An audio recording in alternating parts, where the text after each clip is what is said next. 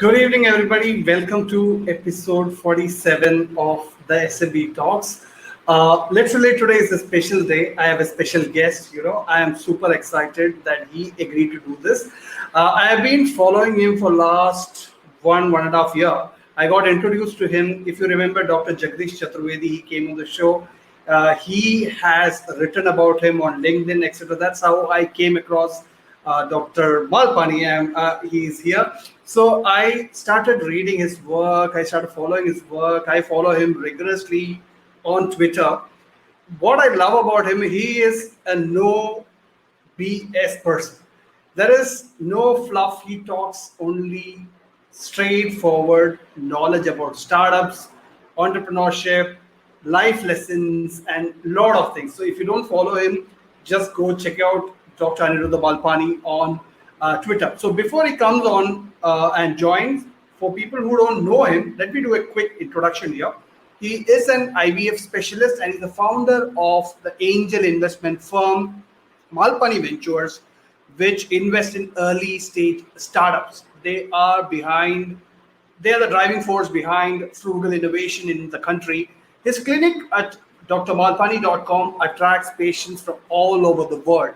He founded the world's largest free patient education library, Health, which is available at healthlibrary.com. He has authored several books, including How to Get the Best Medical Care, Successful Medical Practice Using Information Therapy to Put Patients First, Decoding Medical Gobbledygook, all of which are available free at www.thebestmedicalcare.com.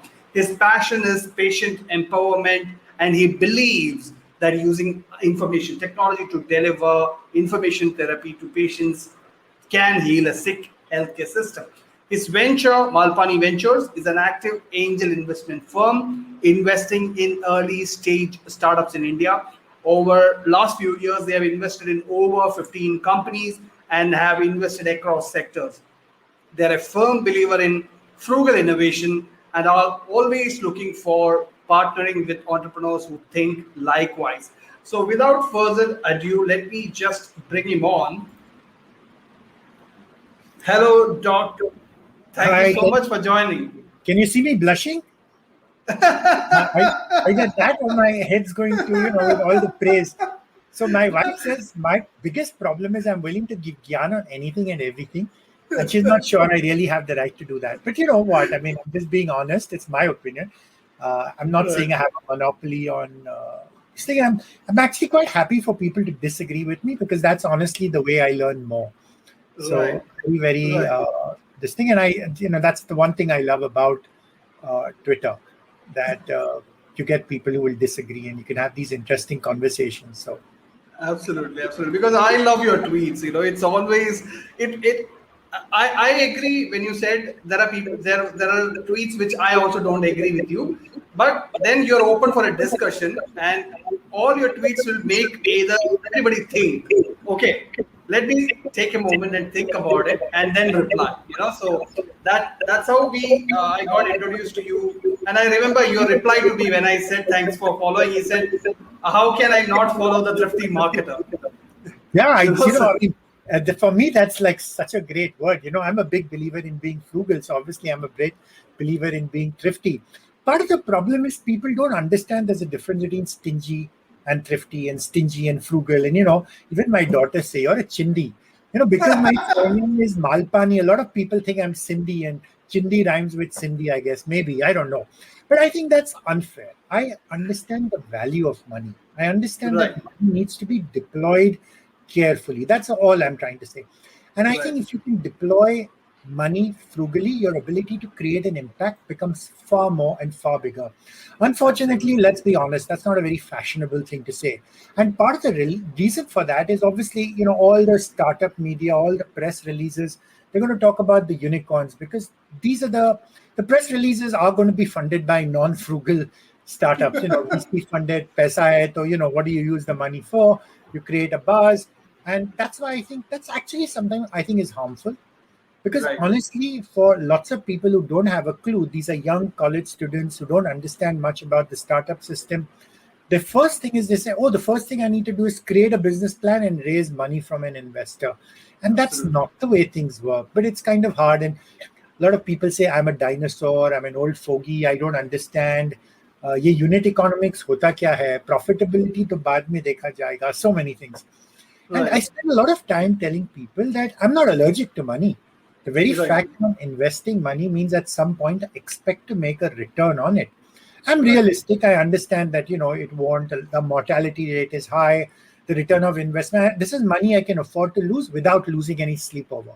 So I'm Right. okay with that. I mean, not that I wanted to this thing, but even if it does, I understand the nature of the beast. I'm a big boy. I can understand these are some of the problems. All I care about is that the process be followed properly. Outcomes are always uncertain. And in retrospect, of course, we laud all these unicorns, but there's such a huge element of luck. And you can Right. only identify them in hindsight. You can't choose to be lucky prospectively. So Absolutely. I'm grateful that there are people like you who are putting some kind of sense into this startup people world in don't, it. people don't think it's sense. Trust me, So it's like Dr. Malpani is giving you money. There must be something wrong. No, I mean, kidding apart, kidding apart. So I do have a well-defined thesis, and my Right. thesis is that if you're going to follow the crowd, if you're going to invest in areas which are hot, I don't think then you necessarily have the right to win. I think then often it's a case of who has the bigger box, who is willing to put more money, and that's not something which appeals to me. My Right. thesis is that if you find an entrepreneur who's then been able to create a team which satisfies a customer need, which customers are willing to pay money for, Right. and they continue to grow that, sooner or later, this area will become hot. Now, whether it'll become hot after a year, whether it'll become hot after 3 years, no one in the world can predict. But Right. when that happens, you're at least well positioned to say, you know what, guess, guys, I've been in this space. I have the right to win in this space. Right. Right. Part of the problem is people say, yeah, Dr. Malpani, you talk big, tell us some success stories. And the reality is, I don't have success stories by the definition which other people use for Right. defining success. And for other people's definition of success, it's return of investment, IRR, what did you get? How many? Oh, you haven't made 10x returns within 2 years, you're a lousy investor. But what they Right. forget is a lot of these guys who invest other people's money are not always honest. They will Right. massage the figures. They will selectively talk about the one which does well. They will Right. choose not to talk about the 80 which didn't go anywhere. So many things. So I find a lot of this very amusing. So it's like, Right. been there, done that. I don't want other people to end up burning their fingers, very honestly. And I think, I think it's great that startups are getting funded. But I think Right. they need to be funded by the right people for the right reasons. And I think Right. if that doesn't happen, if lots of so-called angel investors are going to burn their fingers because they think startup is a get-rich-quick scheme, you Right. back a unicorn and within 4 years your money. This is a great alternative investment class, and of course you need to diversify your portfolio and you need to Right. put some money within this thing. I don't think this is going to end well. And I'm Right. not a cynic. I'm not a skeptic. Like I said, I'm a realist. I've done this for many, many years, and I speak from experience. But Right. not something that people want to hear. People love stories which sell. I'm not very good at Right. that. Right. We already have enough bad examples of startups taking funding and going the wrong way and doing all sorts of wrong things. So let's not get into that right now. So, Doc, I have curated a set of 10 to 15 questions for you. So if you're ready, we can start. Sure. All right. So my first question, it's a very silly question for some of the people. I'm always searching for the right person to ask this question. The ever-ending question, the egg and chicken question kind of in startup world, which is, are entrepreneurs born or made? I want to know your thoughts. I think, as with anything else, the standard answer is it depends. And, I don't think anyone is ever born with that. I mean, you'll see little kids selling comic books and selling stuff. So obviously they have that strong entrepreneurial streak, and I get that. And their parents will encourage that, which doesn't Right. necessarily mean they end up becoming entrepreneurs. I think everyone wants to do something useful with their life. And I think the great thing is, if you're an Indian right now, the opportunity for you to be able to make a difference without being stuck in a standard 9 to 5 job, which your parents and people like me were forced to do, is so huge that I think, it's a great opportunity. You may not make any money, I'm telling you right now. You most certainly won't. Let's be honest about that. And therefore, I measure in terms of learning on investment. And to that extent, it's fairly intangible, but I think it teaches you, how to take up challenges, how to lead a team, how to deal with people, how to pitch. So many skills which are going to be so valuable the rest of your life, that I think Right. it's definitely something I would strongly encourage. At least join a startup, see what it's like, and then at some point, the right time to join is when you're in college or you're in school, you're willing to be an intern. And the best way to offer to be an intern is to add value. So you're Right. actually starting right from there. The one skill which every entrepreneur needs is the ability to sell. I Right. think, if you're able to sell, you can cover lots and lots of sins. Everything else actually becomes secondary. Let's be honest. Right. And if you can do that, and the first thing you ought to do is sell yourself. And I think if you can get that entry into this thing that shows that, you have, and I've been very pleasantly surprised with some of these kids. Shouldn't even, maybe, I'm old enough to be there, not grandfather yet, but whatever. But I mean, some of these kids, I mean, they've done so much. They're active on social media, this thing. So they're just not like the rest of the kids who are kind of doing what everyone else is doing. They understand Right. that the world is a much bigger place. Exams will come, exams will go over. You'll get some marks, you'll get all this stuff. But they're already thinking about, how can I do something differently? I admire that. Amazing, amazing. All right. So coming back to you, my next question is, you're a doctor, an IVF specialist, and now you are one of the leading angel investors. So, do you always wanted to be an entrepreneur, or was it an accidental move or something? I think every doctor in private practice is an entrepreneur by definition, in the sense you run a small business. Now it's very Right. different because it's a service business. It's what VCs pejoratively call a cash flow business.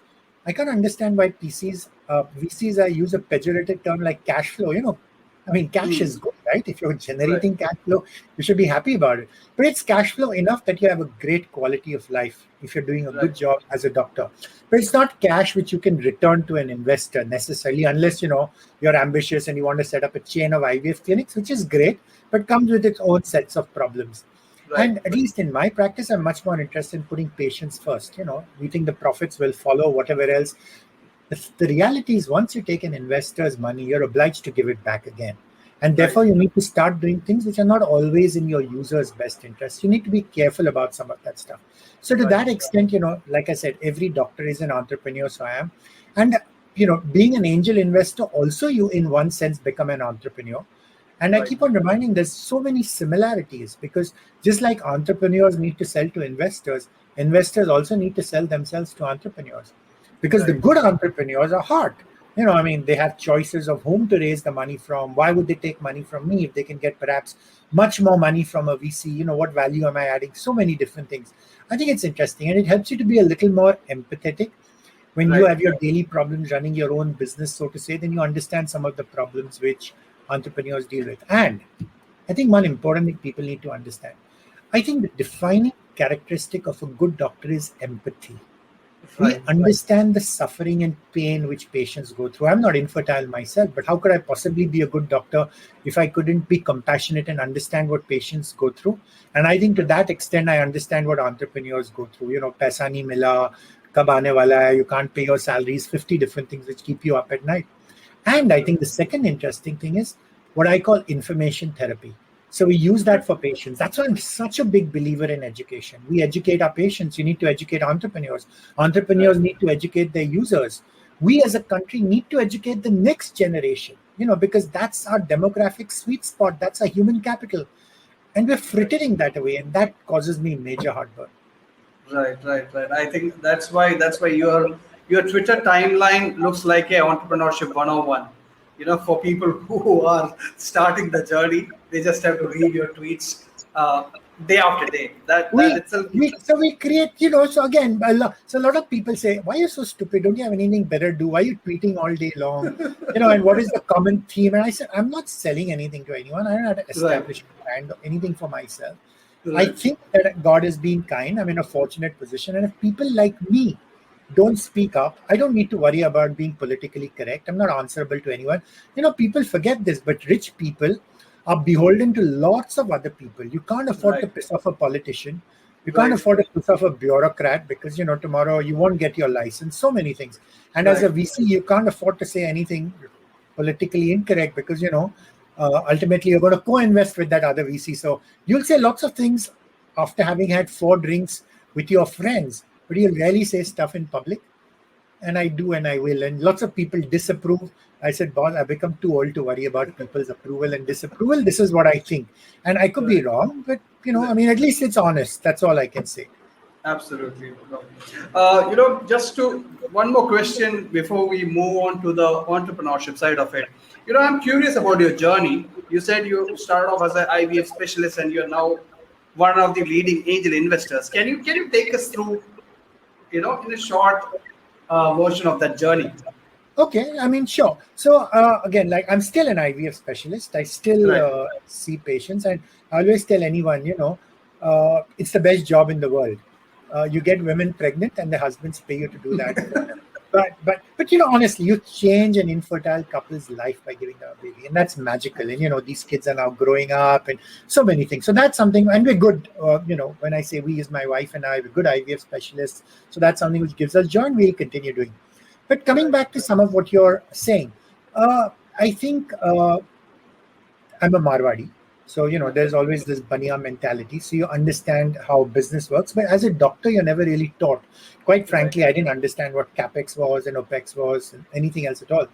And fortunately, one of my friends is Rakesh Jhunjhunwala, and his office is fairly close. So I would hang around, be a fly on the wall, and then he would say all these things, all of which went way over my head. But at least then you would kind of read a book and figure out, and what's value investing, how do you decide what to buy, how does some of this stuff make sense. So I think a lot of the pieces started falling together. And I'm a big believer in the equity markets. And let me tell you one thing, the money which I invest in startups comes from the profits I make in the equity market. Because as a doctor, the money you earn, the professional income is so hard earned that there's just no way you're going to invest it in startups. Now, I understand that's stupid. Money is fungible. It's stupid to do is mental accounting and have different buckets, but like it or not, you tend to do that. So the way Right. I look at it is this is money which I've made from the public markets. I'm not married to that money, if you know what I'm saying. It's Right. valuable. So what else can I do with that money? And I think this is something where I have an edge and I have the right to win. I can Right. give the money, I have to walk my talk. The only thing in my life these days is my reputation. I can't afford to fritter that away. And at some point, you want to leave a healthy legacy behind. So both Absolutely. my parents were doctors. They invested a lot of money on education, on orphanages, on organic farming, trying to follow in that footsteps. And the great thing is then I have a friend who runs my family office, and he doesn't. He thinks he doesn't believe in this startup space for multiple reasons, because he thinks that a lot of what's happening in the space doesn't make any sense intuitively because Right. people don't understand unit economics, people don't understand profitability, and honestly, I don't understand what other people see and stuff. So it amazes me. But having said that, I think this way you pay your fees to get a ringside view. And when you have skin in the game, trust me, you learn so quickly.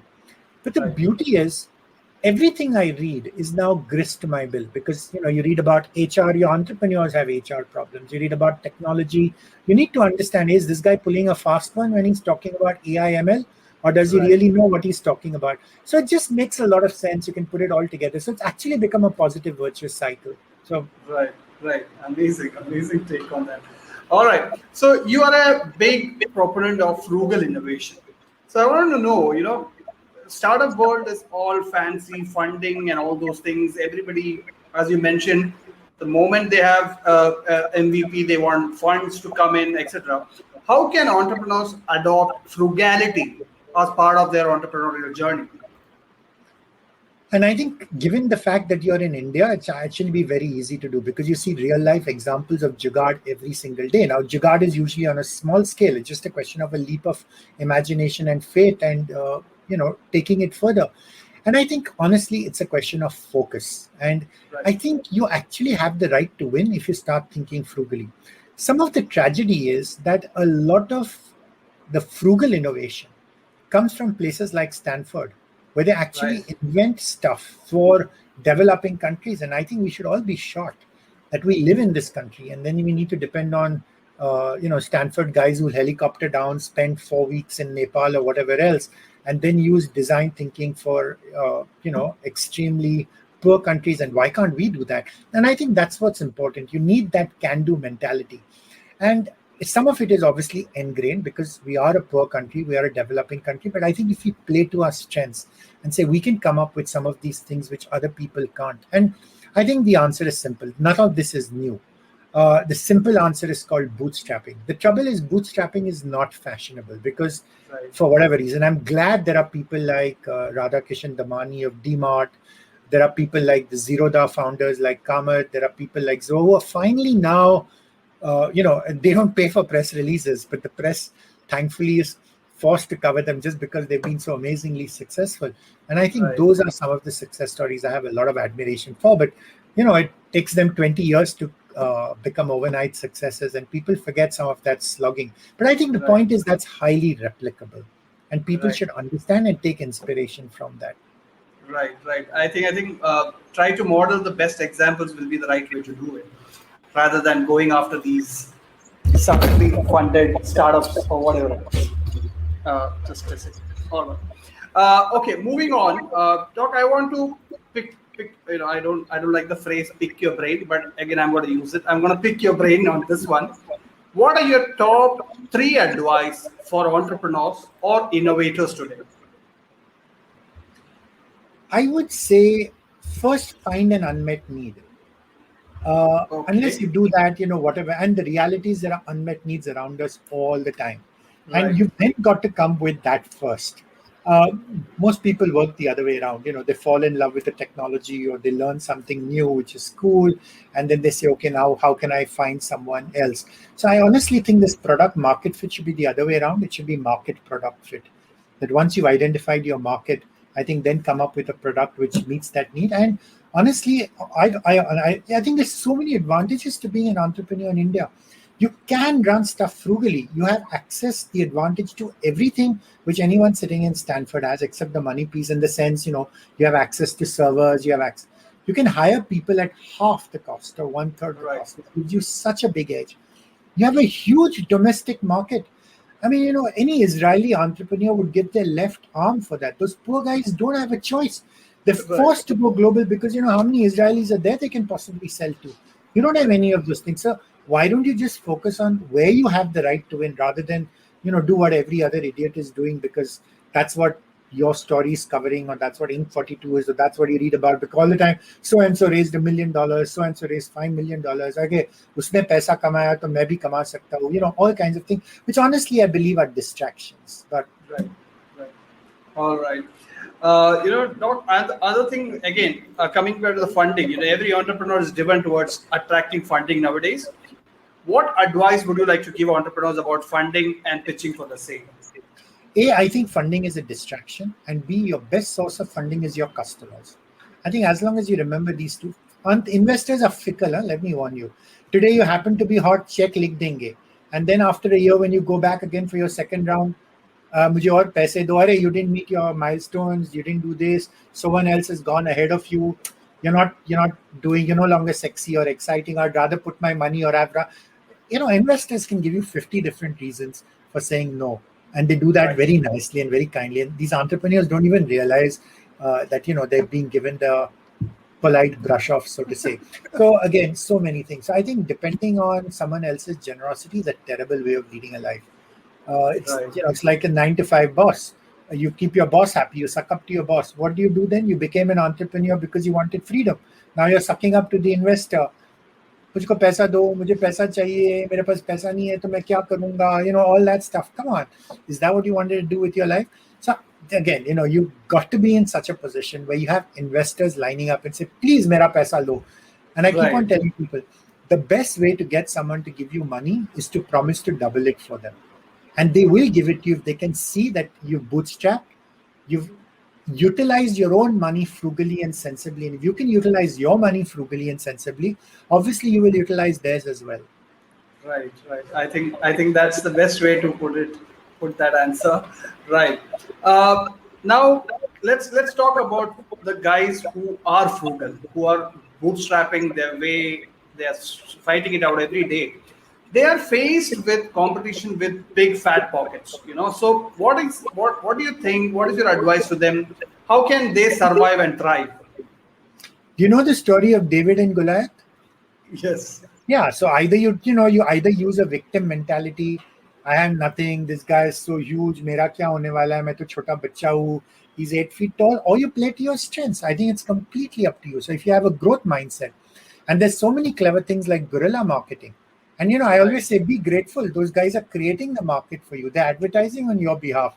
They're creating awareness for you, and then what you do with it is up to you. So there'll always be people who will crib all their life about how someone else is born with a silver spoon and all kinds of things, and the other people will say so one thing is for sure, you can't control what's going to happen to you. None of us can. You can control your response to it. So and this is actually what is called rational emotive therapy, that there is an incident, it's called ABC, there is an accident or incident or whatever else. And therefore, you believe that as a result of that, there are consequences. But between the A and the C, there is something called B. And the B is your belief about it. And if your belief is, hey, this is great, you should be happy. Oh, so-and-so got funded for $1 million or $5 million or 10 million. That actually validates the fact that you're in a hot space. And that therefore, at some point when these guys will run out of money because they're spending it like idiots, you'll still be around and you can then take advantage of that. Absolutely, absolutely. All right, Doc, since you have been in entrepreneurship space for a long time, and you have funded a lot of good startups, how can entrepreneurs nurture from their business from an idea stage to at least to an MVP stage? Any steps you recommend for better results? So the one thing I recommend when someone asks me a question is read this book. Because no matter what I say, I think there's so many well-written books which will give you such a wealth of information, which are written by experts who spend entire life, either they teach in places, they teach entrepreneurship courses. So, please feel free to reach out. We have websites which describe some of these books and such worthwhile investments. I think some people are allergic to reading, and I honestly can't understand. I think part of the problem is the way we're taught to read is we treat every book as a textbook. Which means you've got to start from page 1, you've got to end at this thing, and even if you're completely bored out of your wits, you've got to finish it, no matter how painful it is. Which is there's a huge opportunity cost, because once you're bored, you're not going to extract any information from it. So I think people need to change some of their reading habits. But honestly, the best thing is to whatever area that I can guarantee you, there've been at least 5 great quality books. I usually tell people read at least 2 books on a particular topic. You're having problem recruiting people, read books on that. You're having problem raising funds, how to pitch, how to do anything, pretty much someone's written a book on it. The advantage of reading 2 books is A, you're not slavishly dependent on one expert's advice. You understand that experts don't have the answers. They'll often say diametrically opposite things, which means you need to apply your own head and then say, okay, this makes sense, doesn't make sense, or whatever else for you. And you will then make far fewer mistakes because they will describe in the form of stories what mistakes other people have made. And honestly, so that's what I would do. So I would say listen to everything with a large pinch of salt. But sometimes it bothers me that people will watch YouTube videos and listen to podcasts and read blogs, but they won't invest in a book.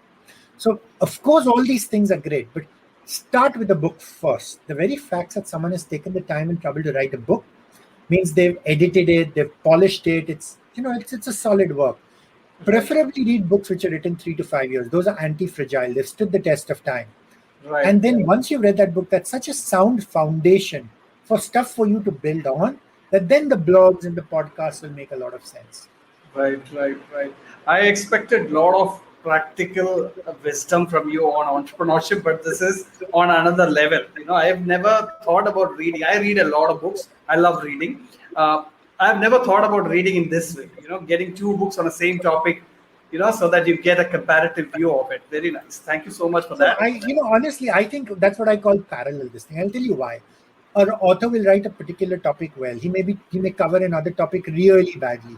When you read it from another book, then your tube light will go up. So many good things happen.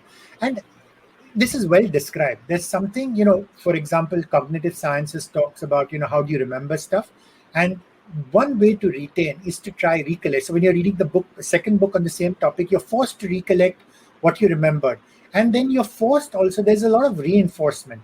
because this Right. second book is obviously going to cover the same stuff, but he's going to put it in slightly different formats. So it just becomes a lot of fun, and you get a lot more tube-like moments by the time you read the second book. Absolutely, absolutely. I completely agree with that. All right. Now we spoke about funding, we spoke about the journey, etc., etc. Let's talk about some challenges. What are some of the top challenges according to you, faced by our entrepreneurs in the country, and how can they overcome the same? I think uh, I think the biggest problem is they expect instant gratification because they only read about the funding stories. So and so raised fine. Then they start fantasizing. अरे यार ये इस गधे को $5 million दिए, उसका product तो इतना यूजलेस है, ये तो वीसी सब बेअक्कल है, कुछ समझते नहीं है, अगर वो मुझको पैसा दे देते तो मैं ऐसा करता वैसा करता, all kind of stuff, and then they end up just not doing anything. And I think you need to understand that the fact that he can raise money from a VC means obviously he's got a skill set which, boss, you lack. So then rather than complain, bade baap ka beta hai, IIT se aaya, falana, dikana, see what you can learn from him and then try to follow. And everyone has something to teach you. Some people will teach you what not to do also, whatever it is. And then, how you choose to do it. So I think it's high time that people stopped feeling sorry for themselves. Honestly, that's all I would say. I would say, count your blessings. This is the 75th birthday of our country. We're at a tipping point. I know we've been at a tipping point for 75 years, so I can understand why people are a little cynical about that. But honestly, and I mean, the time is right. You have lots of young people. The rest of the world is aging. A lot of the problems with the rest of the world are stuff we don't have. We now have access. When I went to many years ago, when I was a medical student, I'd gone to Harvard. Just to see how different medical education was in the US. And all our textbooks were written by all these Harvard professors. And, I studied from KEM, which is a government hospital, so very poorly equipped and so lots of clinical workload.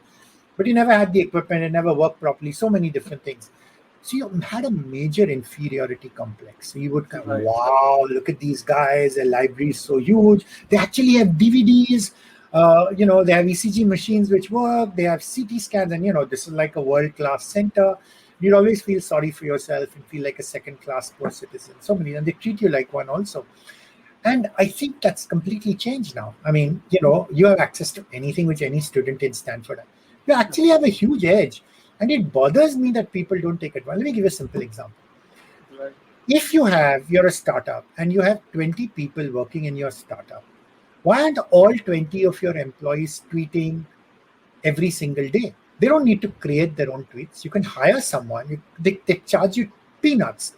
Right. And you can use a HubSpot or anything you wanted.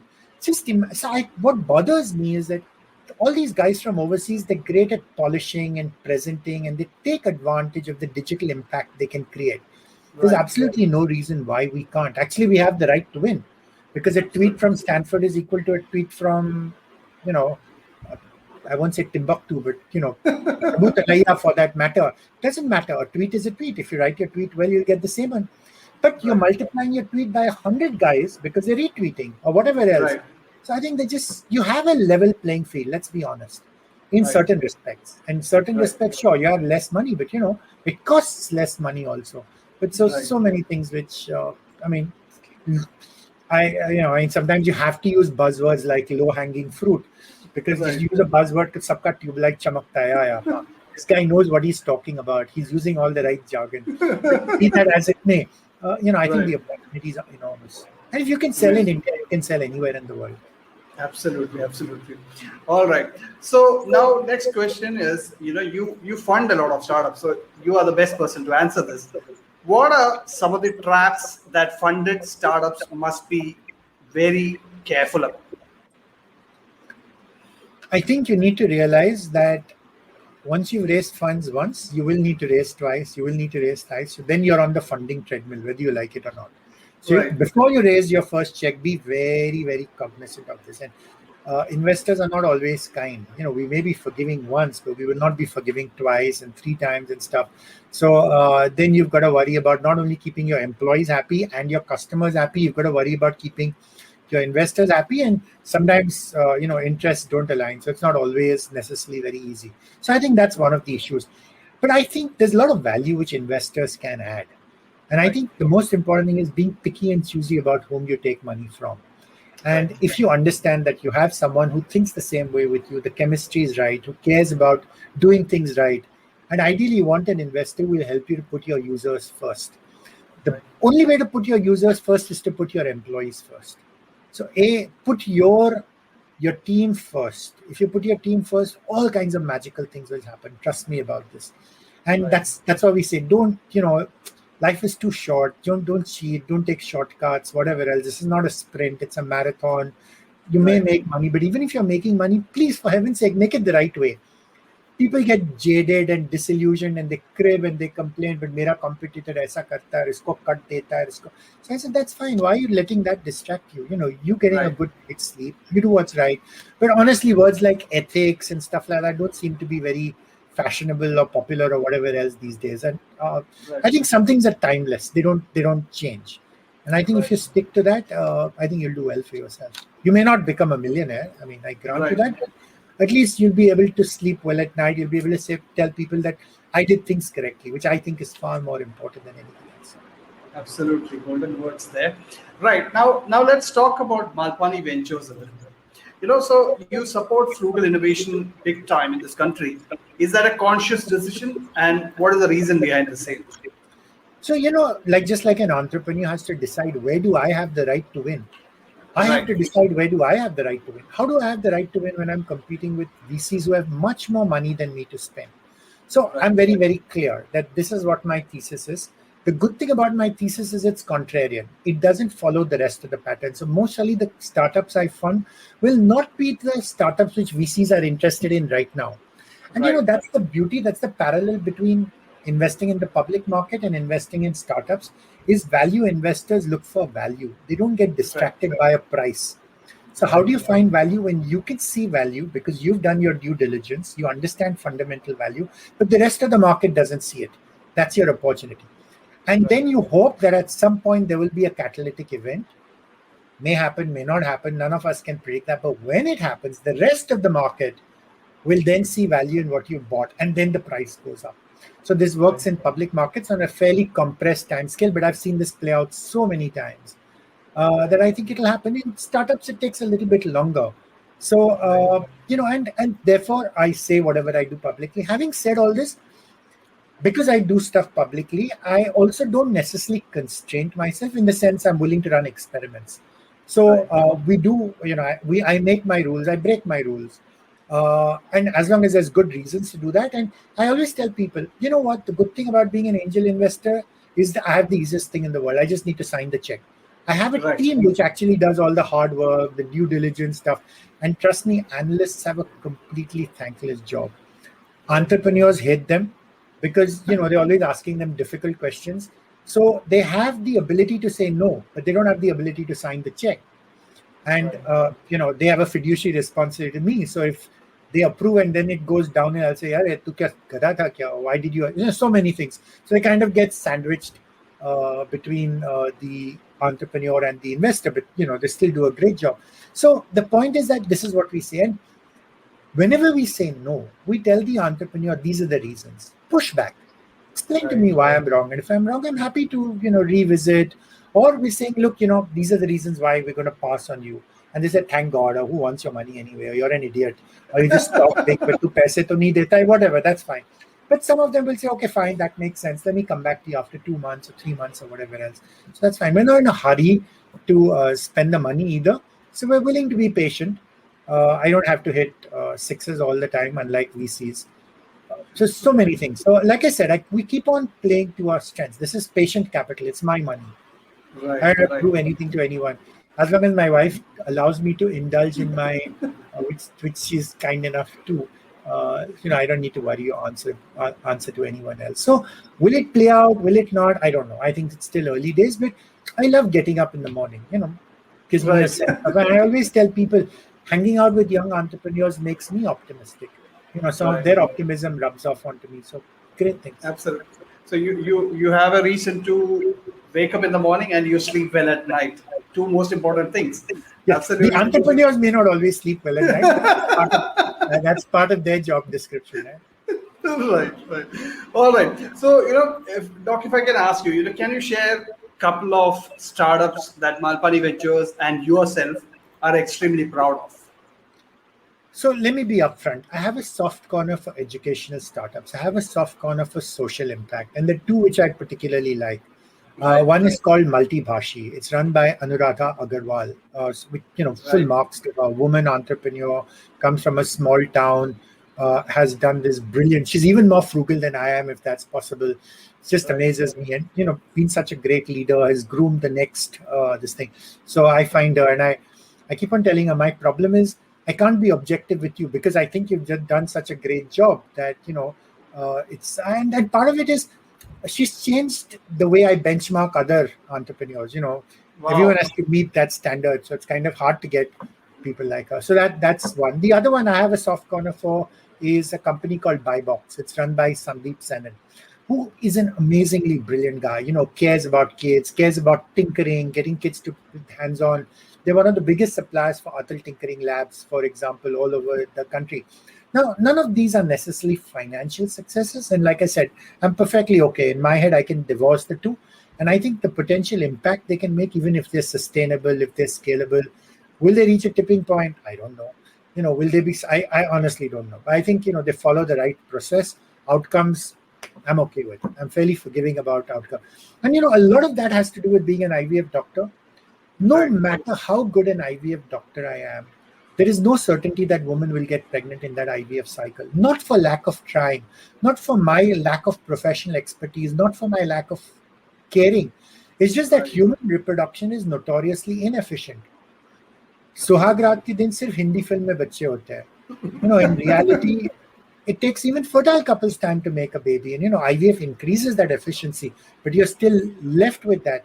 And the reality is startups are complex adaptive systems. There are 50 things which can go wrong, which are completely outside an entrepreneur's control. So to that extent, I'm much more forgiving about, yes, did you do things right? Did you dot the I's, cross the T? It didn't work. Fair enough. Did we learn something from this? Make sure we don't make the same mistakes. Did you share publicly? Did you teach other people what mistakes you made so that they won't make the same mistakes? Stuff like that. So we'll right, see. right. Amazing way you drew a parallel between those two worlds, IVF and But entrepreneurship. I live in both those worlds all the time. So like I Absolutely. counsel IVF patients after a failed IVF cycle, I need to counsel entrepreneurs also when things don't work out. Happens. Amazing. Amazing. All right. Now, another interesting facet about you is you are a noted philanthropist. So, can you share some information or throw some light on your philanthropic activities? So, just like I tell people, I'm a second generation doctor. Both my parents were doctor. I'm also a second generation philanthropist. So my dad started an orphanage in Virar, which still runs, started an organic farm, multiple things. So again, you try to follow in their footsteps. I'm a Right. big believer in using technology because obviously that's the edge which we have. And as I said before, technology has become now easily available no matter where in the world. So let's take Right. advantage of that. And equally, I'm a big believer in education. I don't know whether you know about the Baiju stories, and a lot of people say, "Why the hell do you care? You're a doctor. Why does Right. any of this matter to you?" But I care about the next generation. My kids have turned out very well. I've been very fortunate. I think education has made a big difference. Both Right. my parents came from small towns. Education made a big difference, which is why they came to Bombay and made a difference. And I think education is the one thing which is the magic sauce. But Right. really, what we provide these days isn't. Whether you talk about the schooling system, the cramming, the roting, the exam marks, the tuition, and I was very hopeful about Byju's, quite frankly. Let me tell you Right. honestly. I said, online is such a great way of reaching out to anyone and everyone. But I think they lost the plot along the way. They're so focused on making money that they put profits over learning. And once Right. you start doing that, then you start using, all kinds of sleazy sales tactics. You advertise, you make false claims. At some point, you don't even care about the students or whatever happens. Paisa mil gaya, move on. Then you use all Right. kinds of dodgy shortcuts, all of which I've documented, for which, of course, I'm paying the price because they're suing me in Delhi High Court. Anyway, we'll see how some of that happens. But at some point, people said, "तू बातें तो बड़ी करता है about Byju's ये गलत करता है ये." What is the right way? What is the right way of doing it? Can you provide an alternative? So I said, Right. if I don't provide the alternative, or at least take the attempt, I'm not saying I'm going to be successful, but and the Right. reality is we have successful models like Khan Academy. So one of the Right. things we're trying to do is how do we put Khan Academy on steroids? And to give you an example, we've created, we have 3 initiatives which I'm funding, and I'm actually looking for people to give more money to. So actually tweet, please identify people. And I said, बस grant to ले ले, there's no strings attached. मैं तुझको fund करूंगा नहीं करूंगा, because again these are different hats. If I'm going to give you money as an investor, then I'm going to ask you whatever it is, social impact, anything else, I'm going to look for a return. Right. I actually think social impact guys will give me a better return, because yeah, I'm providing them the financial capital as a catalyst. But I think they have great human capital, because the kind of employees they attract care about the mission and the purpose. They don't go away because someone gives them 10% and 20% more. Plus, they have social capital. Customers have a soft corner for people who are doing good things. Anyway, like I said, that's a thesis. We'll see how well that works out. But to come back, so for example, we have a site called beyondexams.org. So we said there's such a wealth of educational content on YouTube, 100 times bigger and better than what Byju's has. Different languages, fresh content every day, so many different things, so many different formats. Why are we using the same boring format? Why not? There's so much distracting content. So how do we remove the distracting content and, make it student friendly? So that's one thing we've tried. I'm a big believer in comics. So, we have another site called learnwithcomics.org. So we have this clever little hack that we can convert videos into comics. And we're teaching teachers how to do that. We're teaching students how to do that. So we want to collaborate. So keep on plugging away. And, both of these things are run by very clever guys who believe and care about students and are extremely frugal. So we'll see what happens. One of the initiatives we're doing in our orphanage is something called Learning to Earn. That, you take kids and can you teach them skills which will, make them employment worthy? So we'll see, multiple experiments. We'll see how some of this works. But I always tell people, if I don't experiment, who will? That's nice. Do your bit. Amazing, doctor. I'm so happy to hear all these. I have checked out Beyond Exams. It works like charm. Oh, okay. You search for a topic. I'm glad. Pankaj will be happy. You know what? Why don't I arm twist you, and why don't I say, why don't you make a course on thrifty marketing because the reality is when we're doing Beyond Exams, we're not just restricting ourselves to K to 12. We're restricting ourselves to everyone. So, we'd love it if you put together, we're looking for curators, we're looking for people, because we obviously don't have it. We're providing a tool or a platform, and we say, Vivek, teach us how to be a thrifty marketer. There's tons of great content on YouTube. We already know where that is and what that is. So annotate it, share a course. So we'll see. Absolutely. I'll be more than happy to do that. All right. My final question, which I ask every guest who comes here, because this show started during COVID. How has COVID-19 impacted you, Malpani Ventures, and how is 2021 going so far? So again, multiple ways of answering that question. In one sense, like I said, because the money which comes to me for startup investing comes from the listed market, which is where most of my wealth is. And because the listed markets have gone up like crazy for reasons I can't understand, I don't even pretend to understand.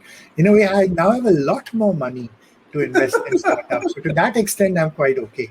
Now, some of the startups have done exceptionally well, some of them, but that's the nature of the beast. It could have been COVID, it could have been some other crisis, whatever else. But the ones which have survived, I think have done a great job, because really after you hit rock bottom, where can you go? You can only go up. So in a way, I think, been a valuable learning experience. I think I've also learned how amazingly it is easy for the government to manipulate people, which bothers me a little bit. You can make people do all kinds of things when you scare them and you tell them, "Funny karonge to mar jaonge," and all kinds of things. So again, that amuses me a little bit at some point. I'm very detached.